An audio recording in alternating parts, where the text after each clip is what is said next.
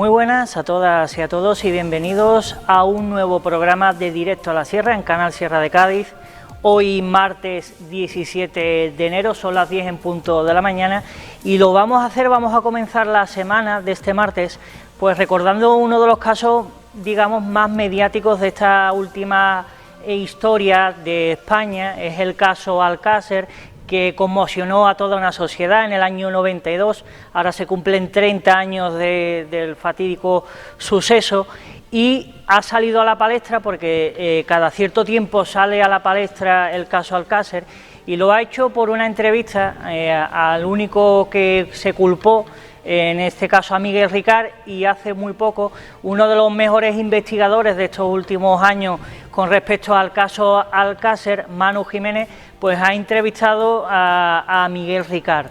Y tenemos al otro lado a Manu Jiménez, del Rincón del Disidente. Muy buenas, Manu. Buenos días, Javier. Un placer estar aquí contigo. En primer lugar, gracias, Manu, por estar aquí. Recuerden, en la entrevista a Miguel Ricard, que la pueden ver desde el canal de YouTube, ya tiene más de 200.000 visitas, es un caso mediático.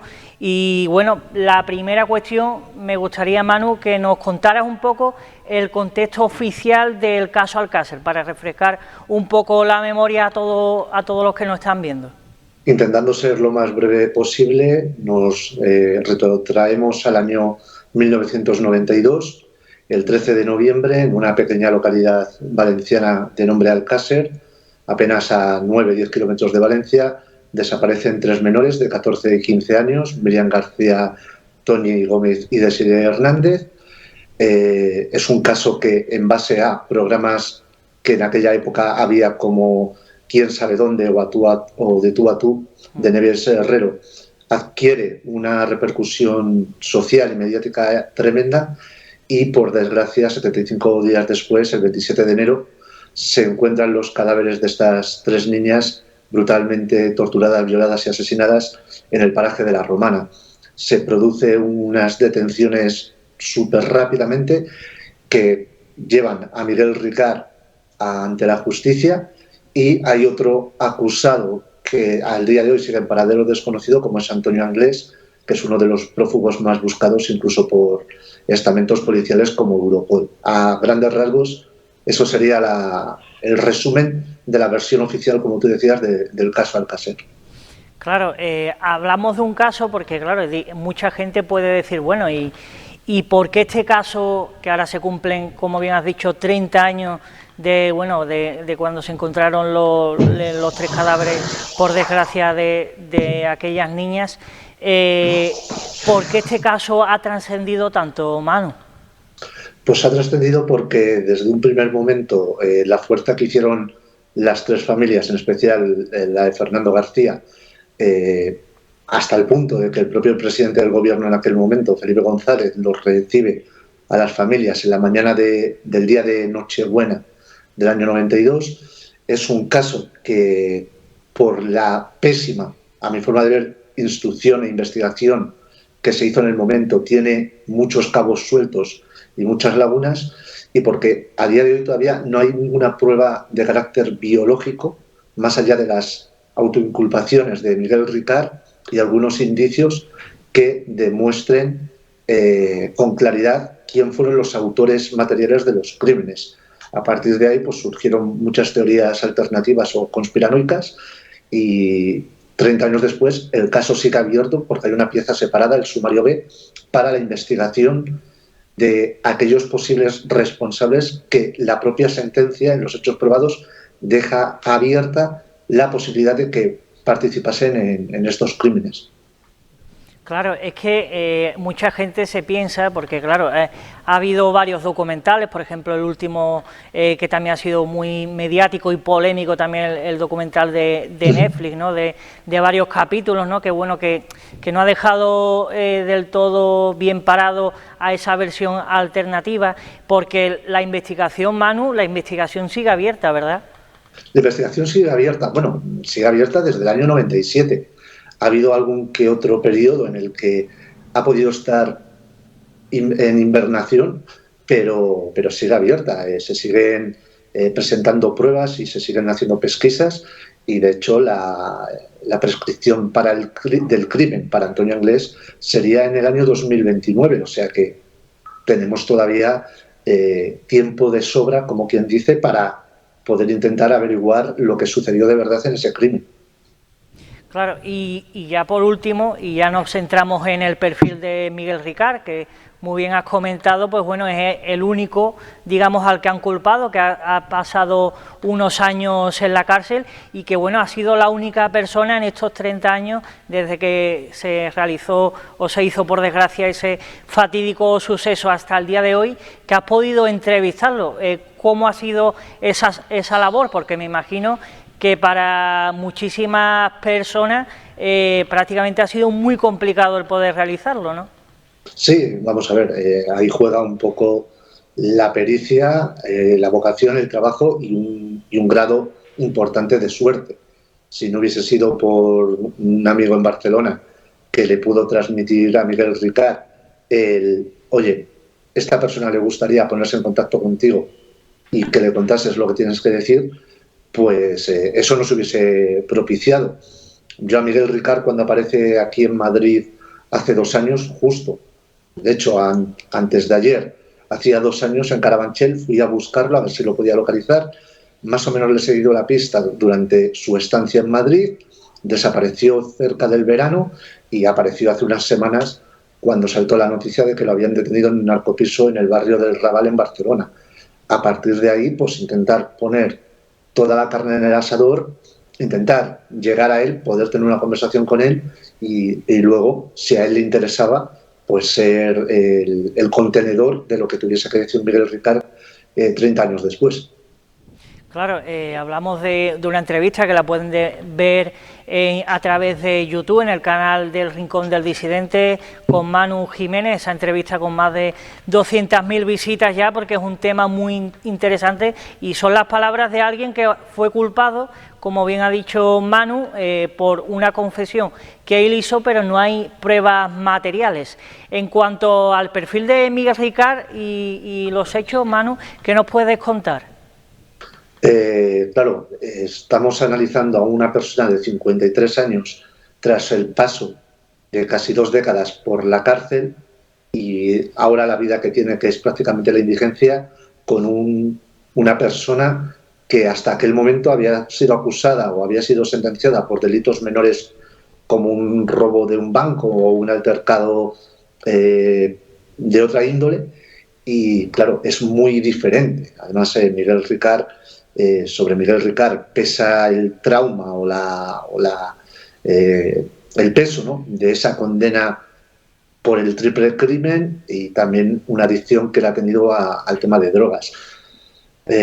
¿Cuál es el perfil de Miguel Ricard? Pues yo no soy psiquiatra o psicólogo para poder definirlo. A mí me sorprendió su inteligencia, me sorprendió su educación, viendo cómo lo pintaban como una persona enganchada a las drogas, me pareció excesivamente lúcido y creo que él controla la situación y sabe cómo expresarse perfectamente. O sea, él es conocedor del rol que juega en este crimen y cómo jugar sus cartas. Claro, es que hablamos en la propia sentencia, ¿no?, da puerta abierta a más culpables, ¿verdad? Sí, sí, claro. Los hechos probados acaban diciendo, en resumen, que se le condena a Miguel Ricard por el rapto, tortura, violación y asesinato de las 3 niñas, que hay otra persona que no está presente en sala haciéndose referencia a Antonio Anglés, pero que se deja abierta una pieza separada para la búsqueda de otro u otras personas, u otros participantes, perdón, que hubiesen podido cometer estos hechos. ¿Por qué? Porque de los vellos que durante el proceso del juicio se analizan y se cotejan con Miguel Ricard, ninguno es de Miguel Ricard.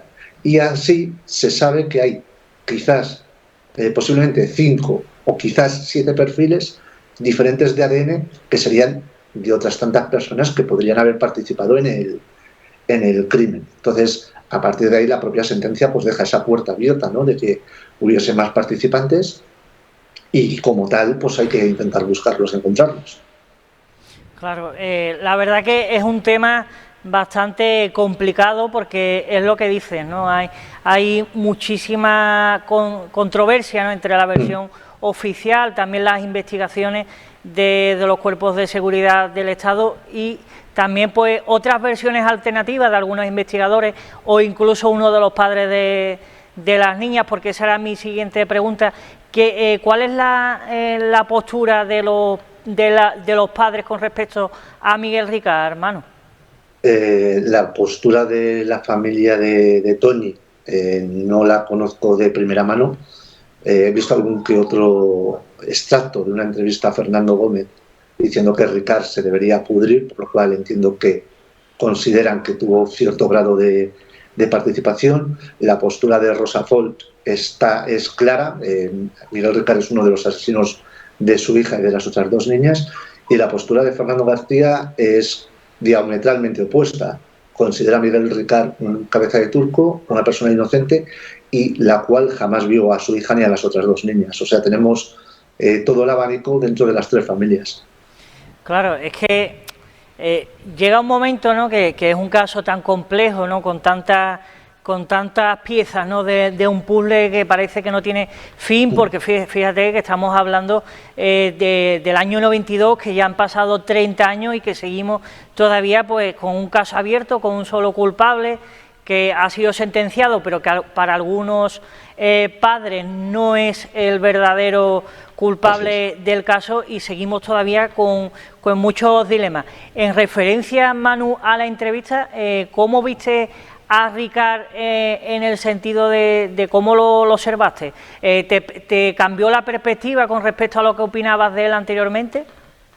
Le vi tranquilo, le vi confiado en sus convicciones. ¿Me cambió el sentido sobre Ricard? En cuanto a su participación, no.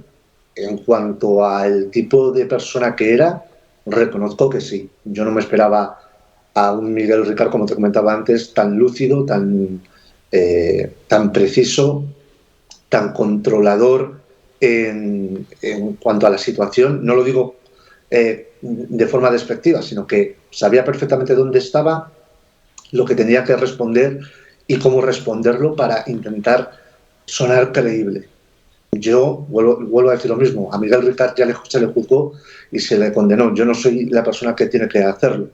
Yo a él le fui inmensamente sincero. Yo le dije, mira, Miguel, yo pienso que tú tuviste un grado de participación, pero te dejo la puerta abierta a que me convenzcas de que estoy equivocado. A partir de ahí, pues ya será Miguel Ricard el que, como ha manifestado públicamente, y la última vez en nuestra entrevista, el que tenga que tomar las decisiones suficientes y bien hilvanadas para que pueda demostrarse su inocencia a nivel público, porque a nivel jurídico no la va a poder demostrar. Él ya fue sentenciado y juzgado y no se le puede volver a juzgar por el mismo crimen, ni se le puede resarcir. Simplemente sería, pues a nivel social, decir, oiga, la justicia conmigo fue inmensamente injusta y pagué siendo inocente. Si eso llega a pasar, pues bueno, estaríamos en otro paradigma. A partir de ahí estamos haciendo ciencia ficción. Claro, eso está claro, ¿no? Me viene a la cabeza, por ejemplo, sí, porque él habla que él ha sido inocente en la entrevista y siempre lo ha dicho, salvo en las confesiones del principio, y me viene a la cabeza, pues bueno, el caso de Rocío Baninkoff, ¿no? Que bueno, que también a otra persona, eso sí, a Dolores sí que es verdad que al cabo de no sé exactamente cuánto tiempo estuvo en la cárcel, pero después ya se la liberó y se le dijo que bueno, que ya que no era culpable, ¿no?, pero que estuvo un tiempo en la cárcel y que bueno, muchos años después, en el último documental, ¿no?, del caso Rocío Baninkoff, ¿no?, que aparece Dolores, pues habla de que no se ha vuelto a recuperar, ¿no? Es un caso, si es que es inocente, porque lo dejamos entre comillas al caso de Miguel Ricard, que si es inocente, pues sería también otro agravio comparativo, ¿no? Claro, claro. Bueno, no sería la primera vez que eso sucede en España. Nos podemos retrotraer al crimen de Cuenca, donde luego se demostró que esas pobres personas, a las cuales incluso torturaron para sacarle la confesión, eran inocentes. La historia española está repleta de fallos judiciales y policiales sobre las víctimas. No con esto estoy diciendo que Miguel Ricard sea víctima de eso, pero oye, cabría la posibilidad porque él mantiene que fue así. Pues bueno, ahora toca que él lo pueda demostrar en base a pruebas científicas.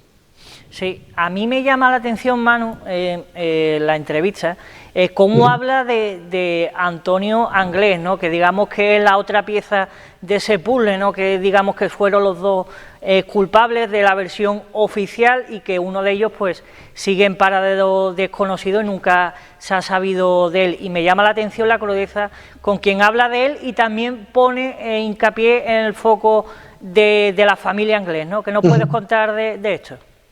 Sí, vamos, a ver, Miguel Ricard era conocedor perfecto de la familia Inglés, vivía con ellos. Entonces, yo creo que la visión de Ricard sobre la familia Inglés es bastante realista. A mí me sorprende la dureza o el relato descarnado que hace del propio Antonio Anglés, que muchas veces se le ha intentado casi beatificar para demostrar que él no había tenido nada que ver en el crimen. Y Ricard lo define como basura. A partir de ahí, pues lo que te decía Javi, es una persona que conocía bien tanto a Anglés como al resto de la familia y para mí su relato es 100% válido porque él convivió años con ellos. Claro, porque Miguel Ricard apunta de que hay algunos hermanos del propio Antonio Anglés que, bueno, que pudieron estar ahí metidos en el ajo, ¿no? Correcto, sí, sobre todo Mauricio, cosa que ya él hizo en su momento en el proceso de instrucción con una carta al juez diciendo que Mauricio había participado. Es el único. Llama la atención que, contando que él era muy amigo de Roberto, jamás intentó decir que Roberto estaba en aquel momento o que podía haber participado en aquellos hechos. Entonces, bueno, sí, él sigue manteniendo lo del tema de Mauricio, sus razones tendrá. Claro, porque incluso en el propio juicio hubo un careo entre ambos, ¿no? Antes del juicio, en el Eso, proceso de instrucción hubo un careo, el juez no vio motivación ninguna para digamos, encausar al propio Mauricio. Además, hay que tener en cuenta que en aquel momento Mauricio Anglés era menor de edad, la ley del menor no era igual que la de ahora, etcétera, etcétera. Era una carta difícil de jugar por parte de Ricard. Pues, Manu, ya por último y ya para finalizar esta entrevista, me gustaría saber cuál es la versión que tú más, por la cual te inclinas más del hecho del suceso. Ya sé que es una pregunta complicada, pero a grosso modo... Yo a grosso modo, y lo llevo ya pensando tiempo, creo que Alcácer por su magnitud, se analiza como un suceso aislado y para mí es la punta del iceberg de un conjunto de sucesos que se llevaban en la Comunidad Valenciana, especialmente en Valencia, durante finales de los 80, principios de los 90. Tenemos a Imacastre, tenemos otro tantos cuerpos que han aparecido por la zona. Hace apenas año y medio, 3 cadáveres de adolescentes en Picassent, de los cuales curiosamente todavía no tenemos resultados ni identificación de ADN. Y yo creo que allí operaba un grupo delincuencial que tocaba varios palos: drogas, prostitución, extorsión, y quizás como tiburones le cogieron el gusto a, si se me permite el término, orgías extremas, y cada vez necesitaban víctimas más y más jóvenes para saciar su apetito. Es lo que yo opino a día de hoy. Estoy abierto a cambiar mi opinión como la he cambiado en estos años de investigación, pero a día de hoy es lo que a mí más me parece plausible, viendo el contexto general, como te decía Javi, de lo que sucedía en Valencia en aquella época. Pues la verdad que es bastante estremecedor esa teoría, pero es que es verdad que viendo cómo está la sociedad actual, de cómo aparecen crímenes, ¿no? que salen, por ejemplo, hace poco aquí en Andalucía, en Málaga, ¿no? En la provincia de Málaga, aparecía un cuerpo, ¿no? Que la verdad que es bastante horripilento todo lo que conlleva todos estos casos y la verdad que es preocupante la situación. También es bueno, yo creo que alertar, ¿no?, de que existe la maldad y que bueno, que hay gente mala porque sí, y no hay ningún contexto que justifique esa maldad, y que hay que estar precavidos y bueno, pues dentro de lo que cabe, pues estar alerta, ¿no?, por todo lo que sucede, porque la verdad que la situación no es nada fácil. Gracias, Manu, por estar con nosotros aquí en directo a la Sierra. Recuerden, para estar bien informados de los sucesos criminales más impactantes de estos últimos años, del caso Alcácer, también de la situación actual y de otros casos, sobre todo españoles, pues tienen el canal de YouTube El Rincón del Disidente con Manu Jiménez, que hace una labor magnífica, y desde aquí te damos las gracias, Manu, por toda esa labor de investigación que haces. Gracias a vosotros, Javier, y especialmente a ti. Ha sido un placer. Vale, pues muchas gracias, Manu, por la entrevista. La verdad que ha sido un relato bastante interesante de uno de los casos que sucumbió a toda España, porque la verdad que el caso Alcácer trascendió a todos los niveles, ¿no?, porque fue algo impresionante de lo sucedido, y que, como bien ha apuntado Manu Jiménez, que no es un hecho aislado, que eso es lo que más preocupado me ha puesto, ¿no?, de la entrevista que acabamos de hacer en este directo a la Sierra, que lo empezamos, la verdad, bastante fuerte en este martes 17 de enero. Hacemos una breve pausa publicitaria y enseguida volvemos con más contenido aquí en directo a la Sierra, en Canal Sierra de Cádiz.